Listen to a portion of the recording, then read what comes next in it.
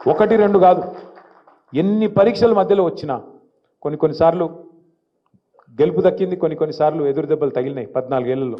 కానీ మొక్కవోని ధైర్యంతో ఏ ఒక్కరోజు కూడా నమ్మకాన్ని కోల్పోకుండా, విశ్వాసాన్ని కోల్పోకుండా ప్రజల మీద భారం వేసి దేవుడి ఆశీర్వాదంతో అల్టిమేట్గా సావు నోట్లో తలబెట్టి ఒక మాట చెప్పాలంటే ఒక సాహసోపేతమైన ప్రకటన చేయాలంటే లోపల కడుపులో, గుండెలో, కలేజా, ఓవరాల్గా మనిషికి తెగింపు, ధైర్యం ఉండాలి.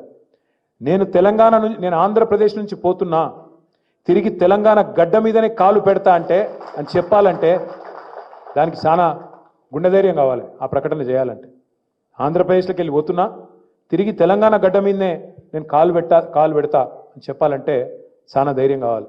అట్లాగే 2013లో కాదు, 2001లోనే కేసీఆర్ గారు కరీంనగర్ సింహగర్జనలో ఇంకొక మాట చెప్పిండ్రు.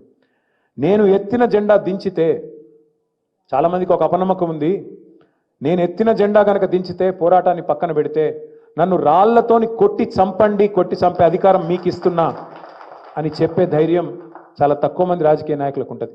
ఇవాళ చూడండి, 6 గ్యారంటీల పేరిట మోసం చేసి 420 హామీలు ఇచ్చి మేము ఎక్కడిచ్చినాం అన్నీ అయిపోయినాయి అంటున్నారు. అట్లాంటి రాజకీయ నాయకులు ఉండే ఈ రోజుల్లో నేను ఎత్తుకున్న జెండాను దించితే, తెలంగాణను మోసం చేస్తే నన్ను రాళ్లతోని కొట్టి చంపే అధికారం మీకు ఇస్తున్నా అని చెప్పాలంటే చాలా తెగింపు కావాలి.